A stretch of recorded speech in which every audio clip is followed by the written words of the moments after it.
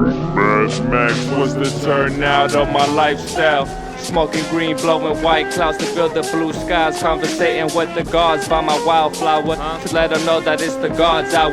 This love's the never-ending saga. Gods by my wildflower to let them know that it's the God's hour. This love's the never-ending saga. Gods by my wildflower to let them know that it's the God's hour. This love's the never-ending saga. Gods by my wildflower to let them know that it's the God's hour. This love's the never-ending saga. Walk through the sands of times like Gara. On the other side of that gad is karma. You wet Prada, the devil lay inside your box now while the angels fly over my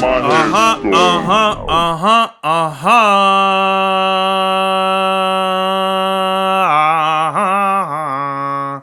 Yeah, baby, we are back with another episode of the God's Hour. It's the God's Hour, the God's Hour, the God's Hour.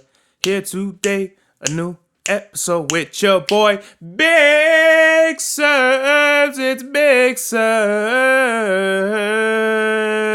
Yeah, episode 25. La guerra se empezar.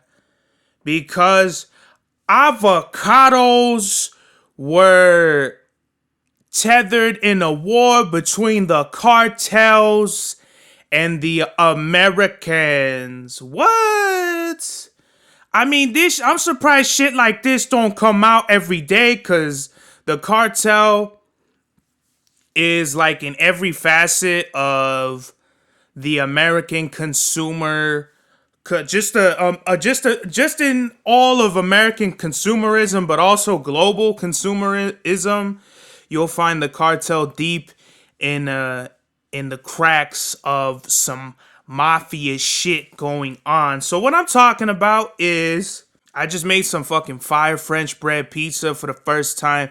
It was so good, and I'm always pissed because I always want to get it right the first time, because nobody has time to be fucking experimenting with like cereal type shit. Like, French bread pizza is pretty straightforward.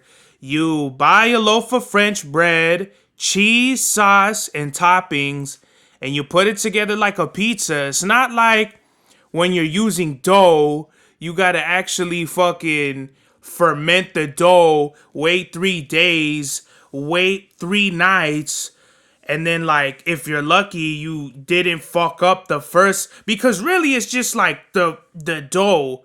That's like the hardest part of the pizza. You could cook tomatoes in the sauce. You could fucking find some Reggiano. You could find some good pepperoni, and you'll be good, bruh. Like, that's just pretty much all you need. And if you fuck that up, I don't know what to say about you. You're just like a fucking meatball. You're like a half a meatball. But yeah, so some French bread pizza was pretty good. You know what I mean? For the first time I ever had some. I don't like look up videos. I don't really like looking at videos anymore. It just takes too much time to be watching, like, binging with Bad Bitch or binging with Bitch Face or whoever these other dudes that try to copy each other are. I'm just trying to look at recipes, get them right, and eat some good food.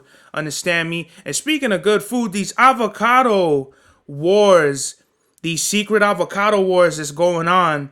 A U.S. inspector was threatened in, I don't want to say it was Jalisco, because it probably wasn't, but it was somewhere. It was somewhere, right? And we might have to stop this podcast, because this fucking dude, this fucking gardener, he loves coming on his own time, doesn't care about other people's time. He'll show up at 4, he'll show up at fucking 1 when you want to do a fucking podcast. Fucking thanks for the heads up, dick.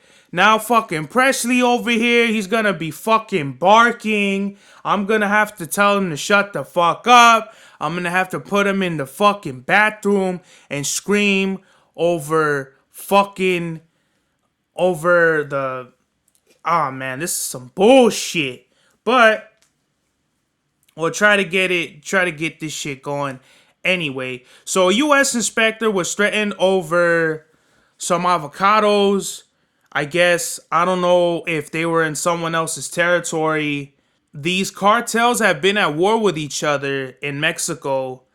And it's really interesting because you would think that the cartels operate under one umbrella, but it's not, bro. It's like different cliques.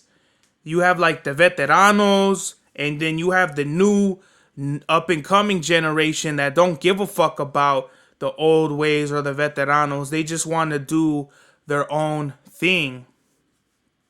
And it's getting bloody, bro. Like the last time I heard about some big cartel shit was when they caught Chapo's son by mistake. And they caught Chapo's son by mistake, and they was just laying cops down, bro. Like they was smoking cops, leaving them on the side of the road like fucking orange peels. Like just like it got bad, bro, in Mexico for a while. And I don't know if it ever was any I don't know if it's been like ever since like cocaine came through Mexico, it fucked everything up. The corruption, the value of the peso, all of it collapsed once the drugs came in, bro. Cause anything cocaine touches or anything that illegal drugs touches just turns to shit, bro. The government, the people, the society, everything. And so a U.S. inspector in Mexico was threatened. What they made it look like was he was threatened on the job, but like it later came out that he was. I guess he got a call in his house and they threatened his family. So I don't know. In my opinion, it was like these younger dudes that sent the call or like sent the threat. I'm not trying to allegedly, right? Because I don't want to, this shit looks like pretty crazy, y'all. Like nobody really understands. Like this, I don't think has ever been. I don't think this has ever happened before where the cartels have threatened. Or actually, I'm gonna take that back. I'm pretty sure that cartels have threatened certain aspects of the American government. But I don't know about calling them in their house and telling them we're gonna kill your family if you don't do this, because that's pretty wild. If cartel members were openly doing that to like any political figures or anything like that, it would be known and like it would come out. Is what I'm trying to say. So these avocado wars between the cartels, it gets crazy, bro, because like what people don't understand is that gangs in America are like very controlled. Like as far as like the politics, the US has gangs under control. In Mexico, they have very minimal control over the cartels. Their politics, they always try to get the cartels in line with their political agendas and things like that. And and literally the cartel has say over more things than you would think, bro. I know some people are like, and it's like, okay, well, just don't take my word for it, bro. You could just go to Mexico, bro, and go to some of these places where the nice areas are kept nice and the bad areas fuck around and spend the night, pitch a tent in fucking Michoacan or Sonora and watch how fast this shit could get dark, bro. Like I'm just saying, bro. These avocado wars is really crazy now that I'm covering this shit, and I'm not trying to badmouth anybody or anything like that. I'm just saying that we gotta be careful, y'all, as a people. Like, I understand that we're trying to make a living, make money as best as we can, and desperate times call for desperate measures. But y'all, like, we're only helping these systems in place by doing things like this. We're giving them more power.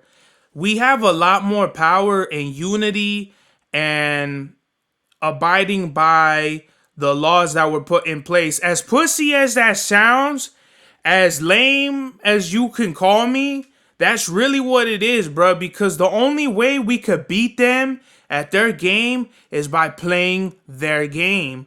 We're not gonna win by trying to draw up a new formula for these fucking weddles to figure out. It's not gonna work, bro. They try to do that with. They try to do that with Felix. Y'all know who I'm talking to. Y'all know who I'm talking about. What happened with that? Everything splintered. They try to do that with fucking so many different things, and nothing's working, bro, because eventually they find a way into our systems that we made, and they end up using that as leverage. So I just want people to, all people, I'm not speaking on just they or them, or I'm not trying to make it a us versus them type thing. I'm just saying, as one, we should just be more careful. Like I always say, like I always tell y'all every time I get up in here and I preach that we need to do better. This is something that we can improve on. The Aguacate guerra that's coming to light. Because once we start fucking up, they take our freedom away and they disguise it as security. And you just gotta read a history book to know what I'm talking about, y'all. World War II, all the world wars, communism. Some shit happens. We start a revolution. They take advantage of that, and we're right back to where we began, bro, trying to get our freedom back. So let's just be smart about this shit, guys. Let's not threaten each other. Let's not shoot each other, kill each other, because I seen some crazy shit, bruh. And I'm not trying to be in anyone's business or tell anybody how to do their business. I'm just saying, let's just be careful with some of the things we're doing, guys.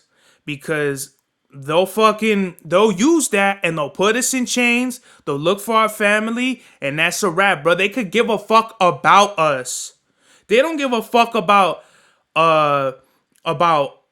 people that believe in certain freedoms and in our home. They don't give a fuck about our heritage, our history. They just want to make money. America is just one big cash register, and we're the ones in fucking twos. We're not even the 50s and hundreds. We're the ones and twos, the bottom of the fucking block. We're not even ones and twos. We're the fucking pennies and dimes. The ones and twos are these other weddles that look down upon us.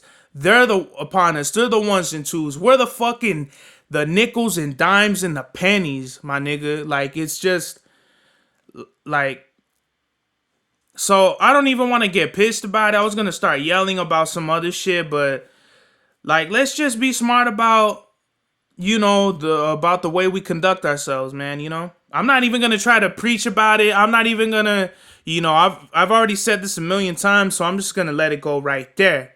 Victory lap anniversary. Rest in peace to Nipsey Hussle. Was about 1 or 2 weeks ago. Nip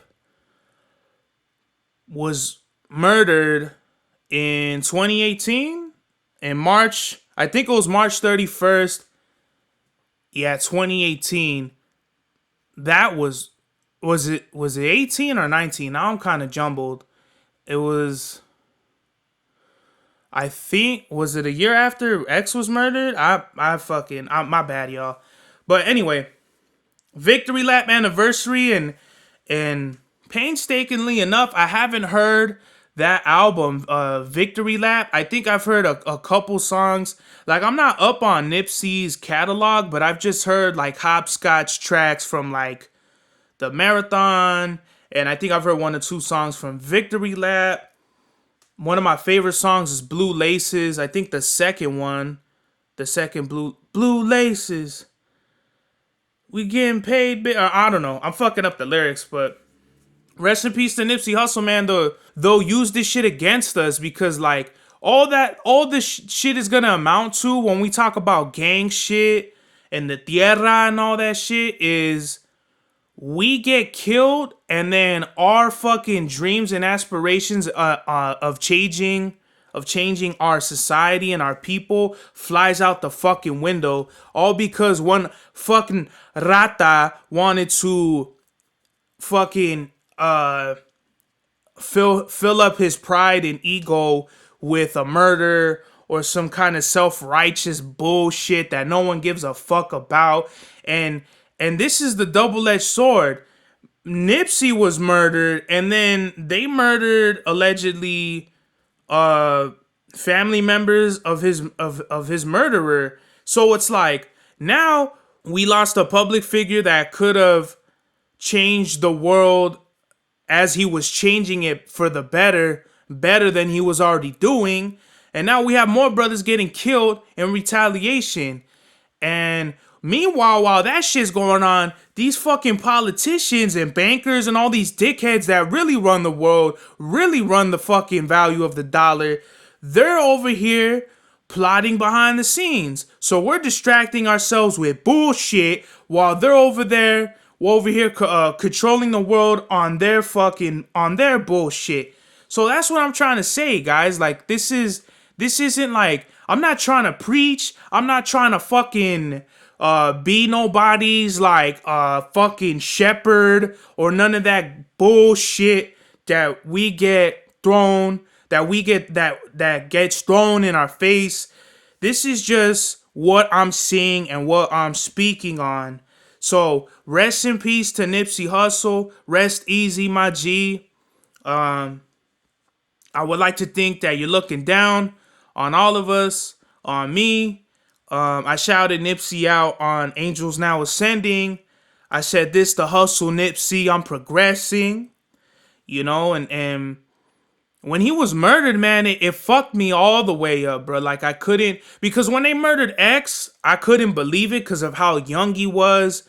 And I just, the things he stood for was just being like, kind of like a lot of the things that I would like to stand for and that I do stand for. So when they murdered him, that was some bullshit. And after that, when they killed Nipsey, I'm like, what the fuck? Are there like assassins, secret assassins that want to push the agenda? Like, I was really on some Illuminati conspiracy theory type shit, bro. Like, I was really just not in the right state of mind after they did that. And then, you know, right after, okay, so that was March 31st, and then the Griselda show was 420. So when I had a problem with this one dude, we're in Crenshaw, this dude is over here trying to incite like a situation with me.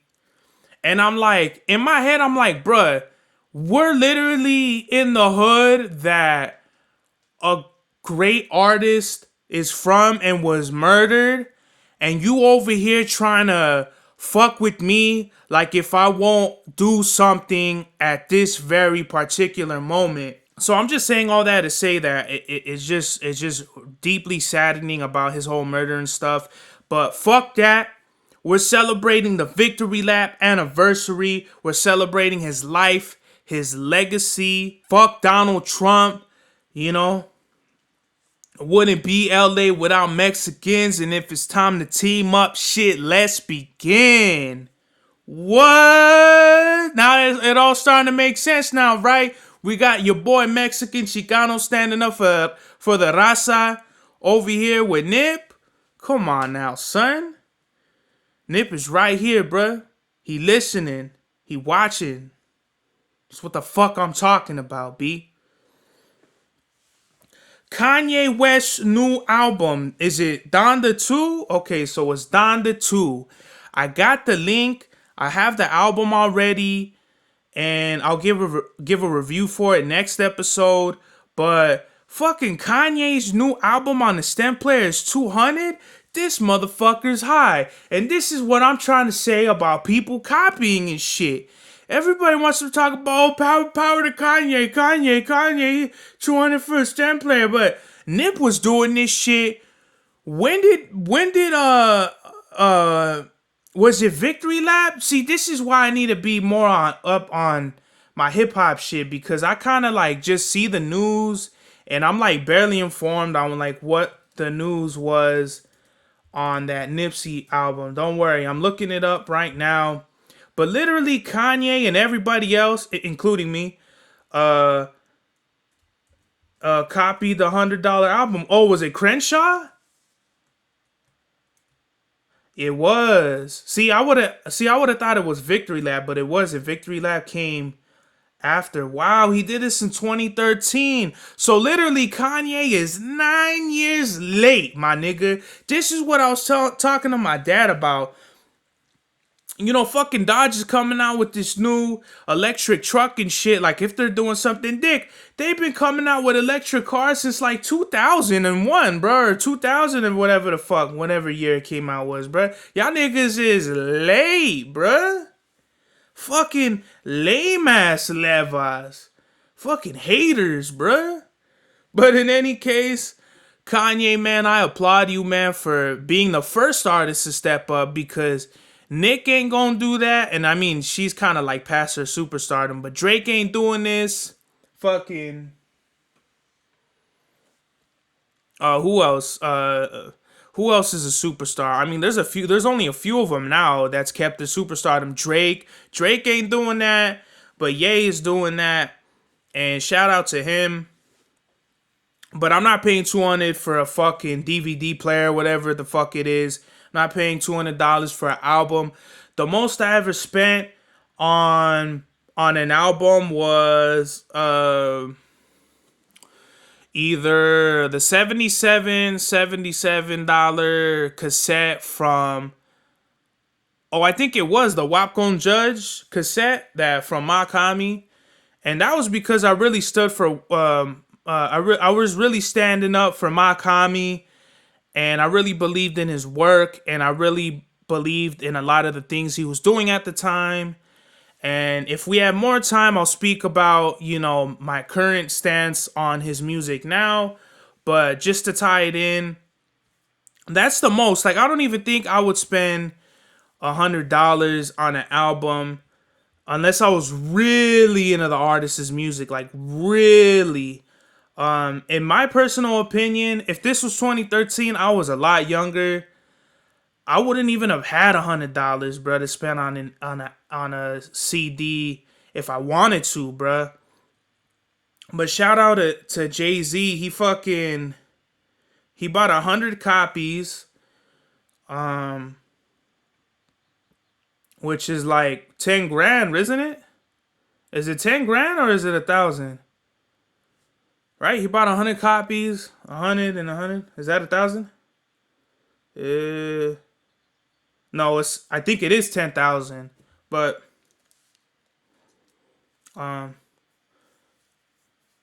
yeah, it's 10,000. I think. I don't know. I don't want to do math and pod at the same time. What the fuck, bro? What do you think I am? Fucking Stephen Hawking, dick? The fuck? Why are you looking at me like that? Anyway, so I'm gonna listen to Donda 2. I'm gonna give it a good listen. I have the speakers for it. I got everything I need. I got my dog.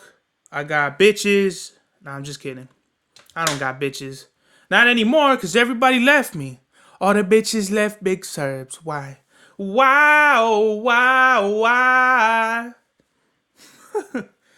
I'm just kidding, boy. My dog's over here like, what happened to the bitches? Buddy, nothing happened, but I didn't have no bitches. I didn't give a fuck about the bitches. How about that? I could have had bitches. Lots of bitches. Lots of stinking ass big booty bitches. But guess what?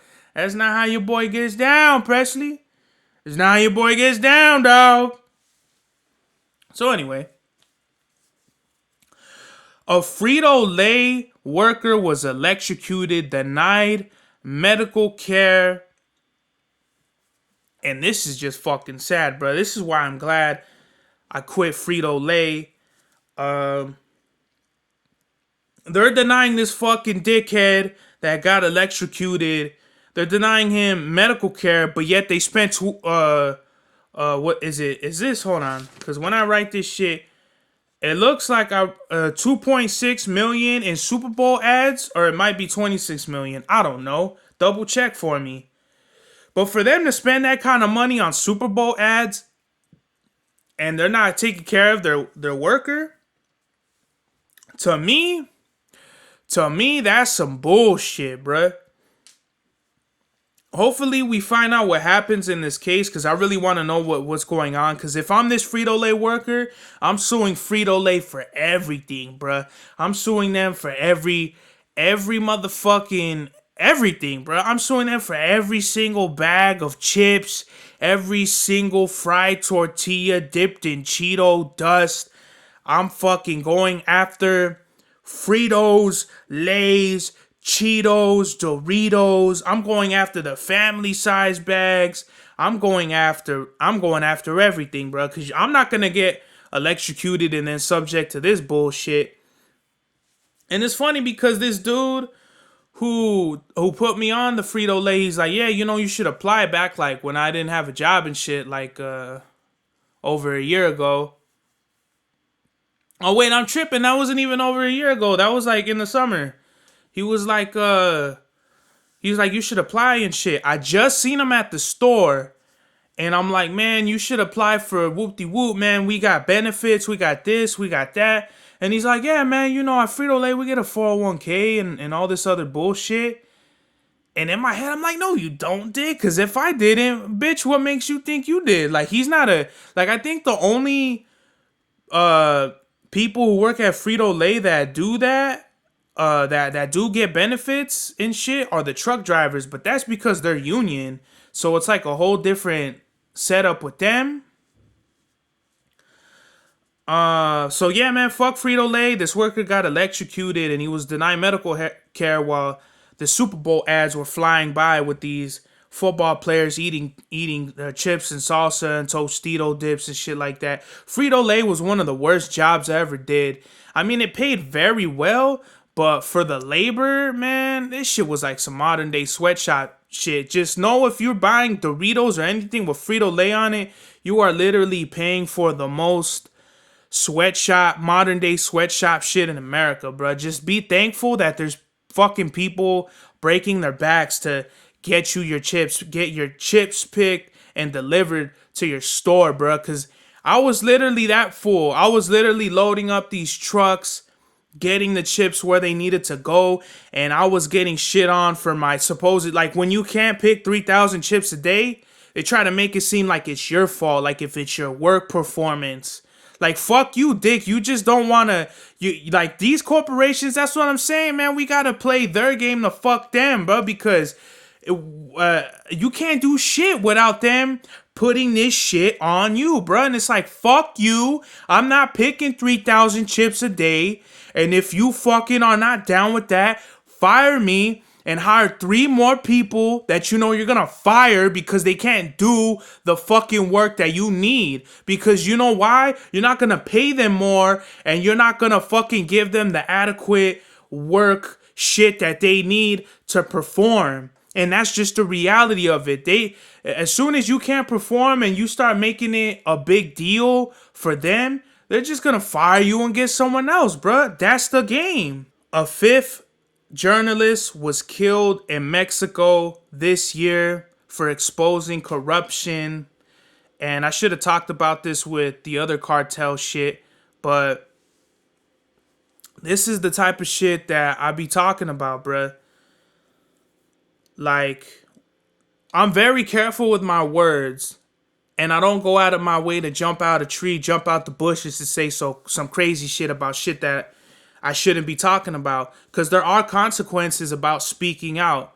Even, like, I wouldn't even say speaking out, but just sticking your nose where it don't belong. And granted, I'm not trying to say that journalists are like pussies or like they're like whatever, but people know the reality of it. And I want to commend all the journalists, salute all the journalists out there, because it's not an easy job, bruh. People get killed for this type of shit that they're writing, that they're exposing. And, rest in peace. There's so many journalists. Like it says this 5th journalist was killed in Mexico this year for exposing corruption. But who knows what's like really the body count behind some of the shit that goes on just in this year alone. Remember, it's only been 2 months, bro. We're barely gonna be in March soon. It's only been 2 months and they killed 5 people for exposing corruption. That means that there's there's a big problem in Mexico still. Like, well, people watch Narcos and be like, oh, well, fucking, that was in the 90s or whatever. And it's like, no, dick, this is still going on. They could make a whole nother 3 seasons of Narcos right the fuck now, bruh. And it'll be literally the same shit. The same fucking shit. And it's sad, bro, because some things don't change. Like Biggie said, things done changed. Some things don't, bro. Like corruption and greed and journalists that get killed. So I'm praying for Mexico. I hope everything goes right. I don't think they're accepting any Haitian refugees anymore. But a lot of West Africans and specifically Haitians were coming to Mexico seeking refuge.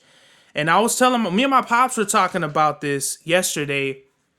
I'm like, for Haitians to come to Mexico, it'd be like coming to America for them. But literally, they're swinging from one fucking vine to another. But I would say Haiti obviously is like more blatant corruption. I mean, it's been documented, it's been said by historians and shit like that. But in Mexico, it's more covert corruption. And I mean, there's corruption in all governments, but it's just a different story with Mexico. It's just the corruption is more so a few people that get corrupted by the cartel, and the cartel has them in their grasp. That's more so what it is. In Haiti, it's kind of like they're poor, so it's just greed. Like, it's greed versus drugs and crime. And literally, if we just legalize if America legalized drugs and Mexico legalized drugs, there'd be no cartels like there are now. It would just be kind of like Mexico would become pretty much like America, but better, in my opinion. So, my dad was at the dulceria, and they had like this little Haitian. He said like there was this Haitian dude. I don't want to say this little Haitian dude, like, if I'm trying to imply, like, because I don't look down on any peoples, especially people who seek, like, especially refugees, people that try to come for a better life. Like, my family comes from that. Migrant farm workers that left Mexico for a better life. My grandma, my great-grandma, my mom, So I have deep connected roots to the tierra, my motherland, to America, where we are now, stamping the flag. But there was this Haitian dude giving people hand sanitizer before they go in the dulceria, which is kind of cool. It's at least better than nothing, right? I don't know if hopefully he gets paid for it. But I mean, how much are you gonna get paid for doing that shit? Like 10 fucking pesos an hour or whatever? You probably can't even buy he could probably barely buy an ice cream bar at the end of the day with the money he gets. Which is fucked up, bruh. The Dogg on Riverside Drive Part 2 is dropping March 1st. By the time you listen to this, it's already gonna be dropped. So go stream it on YouTube. For now, it's only gonna be on my Instagram page and on YouTube, because I was trying to get this deal worked out with publication, but since they want all the samples fucking cleared, like if they're Def Jam, we're just gonna strong arm the system until they get the Dogg 2 on every platform that they can find. So many thanks to DJ Adobe Premiere. March 1st is South Korean Independence Day. We waving the flag, the Mexico flag, the South Korean flag, for all my Chicano and South Korean brothers and sisters out there. The Dogg on Riverside Drive 2, man, I started it like late October, and I just finished it yesterday. I just added a song yesterday, the outro. I had the intro, and I had this one last track by Adobe Premiere. All these beats he pretty much had already, and he sent me I think he sent me Boulevard Nights, and that's pretty much it. Everything else I found on his YouTube page, or he just made it on his YouTube page. And that was pretty much the process of the album. It wasn't we didn't really because like he don't really know that much English, so we just kind of had to just connect musically to get this album done. You know, he's a really dope producer, very slept on. Go check him out. I'll put a link to his page so you could go listen to his music. Follow him on Instagram. The Dogg on Riverside Drive Part 2. All beats are produced by Adobe Premiere.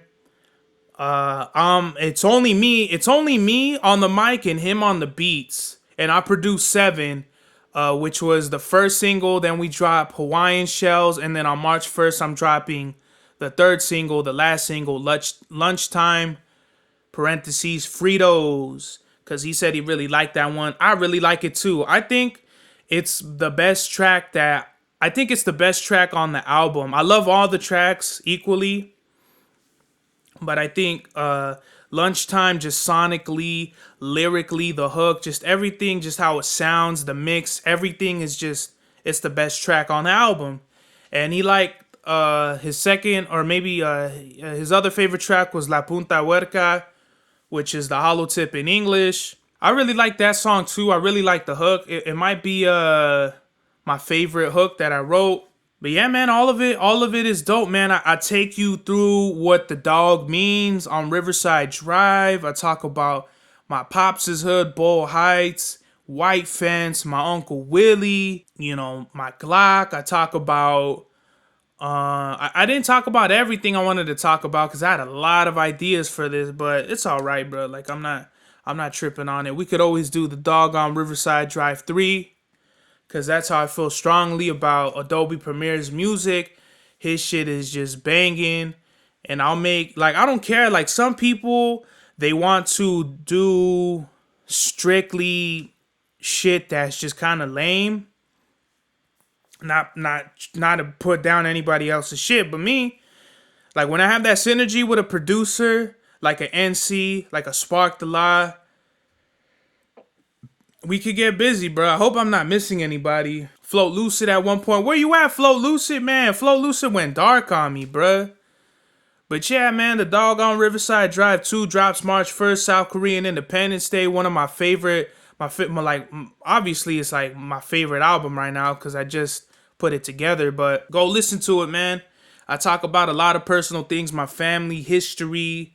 The cover of the Dogg on Riverside Drive 2 is my Tío George. Shout out my Tío George, aka DJ No Show, with I think it was my Tío John, my Tío John's dog at the time, Duke. And the picture is actually in Boyle Heights, where my family used to live over there in the 60s, in the late 60s, early 70s. So that's my uncle, and I'll put the picture up right here. My uncle, Duke, in Boyle Heights. I don't want to give everything away. Everybody know. If you listen to my music, you already know it's a direct shout out and a reference to La Merca Superior, the cover. And my pops, you know, in the picture is actually like a square. Like it fit almost perfectly with the square sizing that I use for the album. I think an album's supposed to be like 500 by 500 or something like that. It's not those exact dimensions, but you know, that's just how it came out. And the actual picture is like, it's like you could tell just by looking at the picture, like it almost looks like a painting, bro. Like it has a certain texture and a certain quality to it.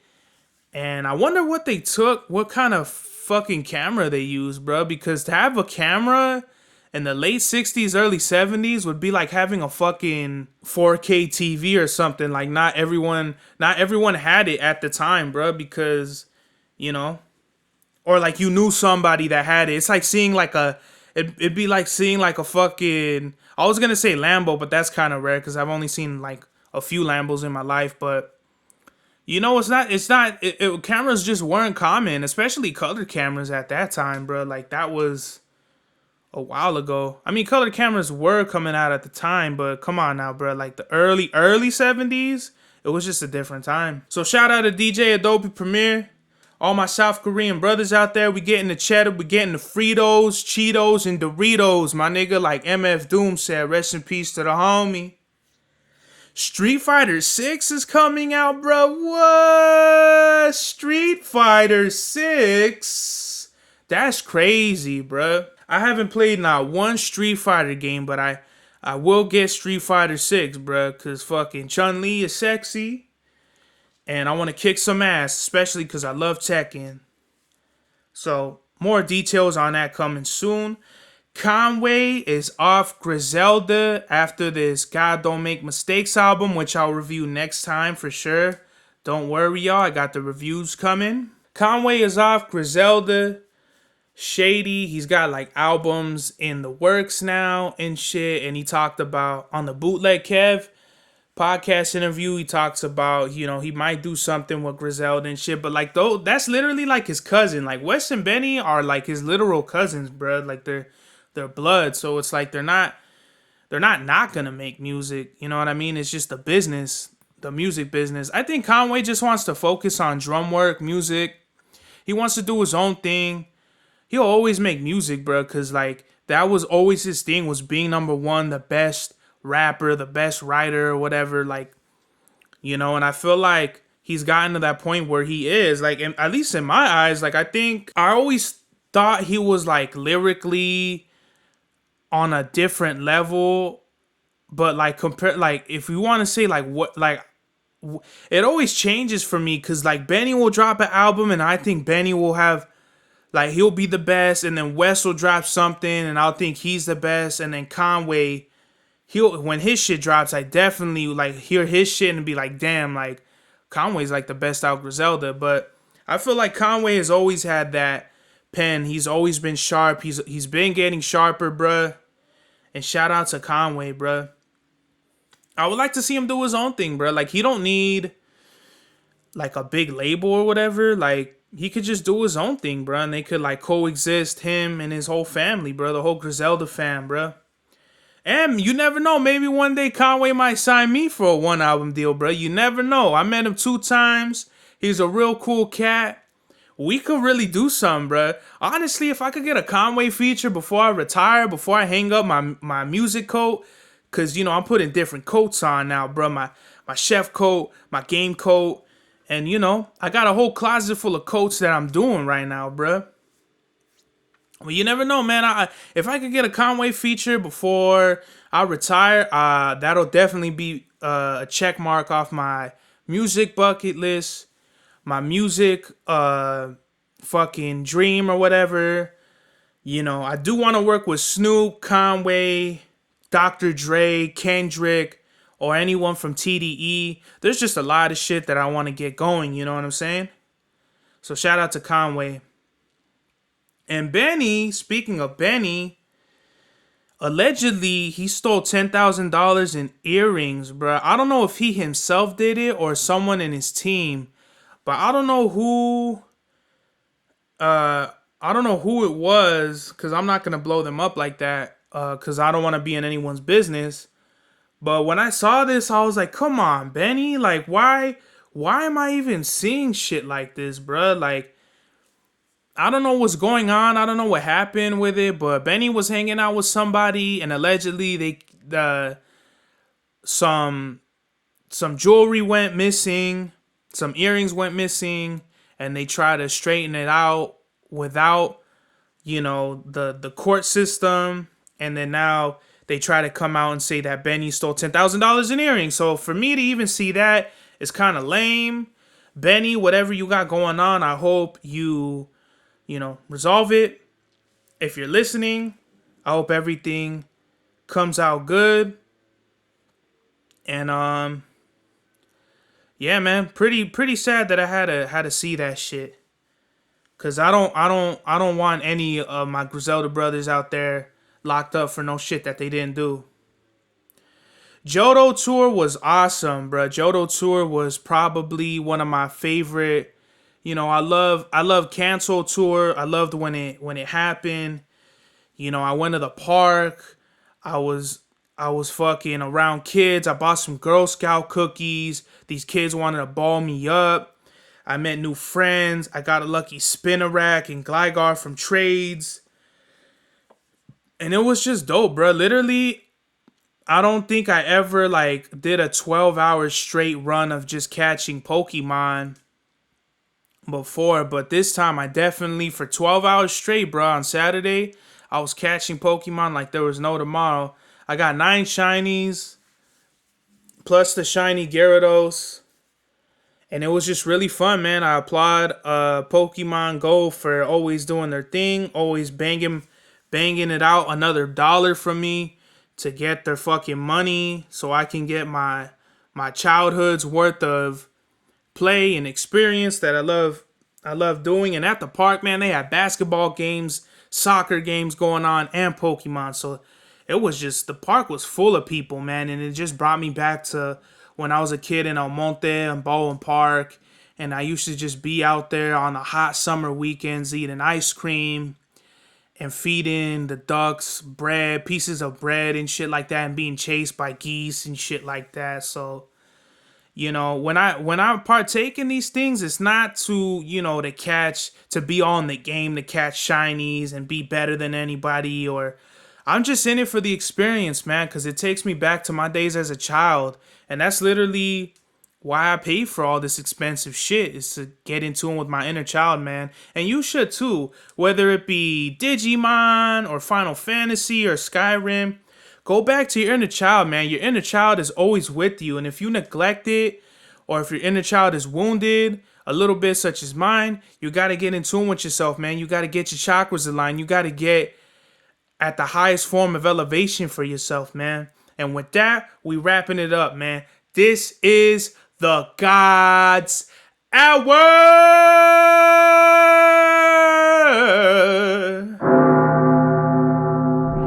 Mad Max was the turnout of my lifestyle. Smoking green, blowing white clouds to build the blue skies. Conversating with the gods by my wildflower to let them know that it's the God's hour. This love's the never-ending saga. Gods by my wildflower to let them know that it's the God's hour. This love's the never-ending saga. Gods by my wildflower to let them know that it's the God's hour. This love's the never-ending saga. Gods by my wildflower to let them know that it's the God's hour.